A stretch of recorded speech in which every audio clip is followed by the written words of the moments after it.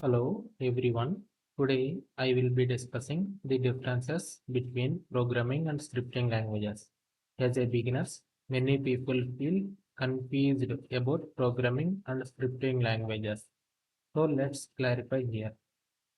A programming language is a formal language designed to create standalone applications. These applications run independently and perform variety of tasks.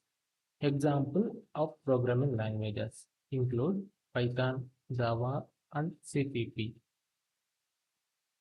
Coming to scripting languages are typically used to automate tasks within existing software.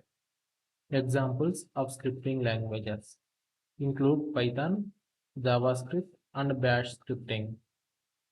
But before we dive into the key difference between programming and scripting languages, please remember to subscribe to my YouTube channel and like this video if you find any content helpful.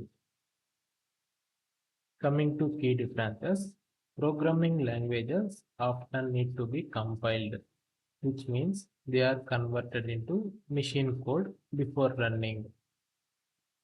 Coming to scripting languages are generally interpreted. It means they are executed line by line by an interpreter. And coming to the execution speed, it is the final step. Compiled programs usually run faster than scripts since they are pre-converted into machine language. Thank you.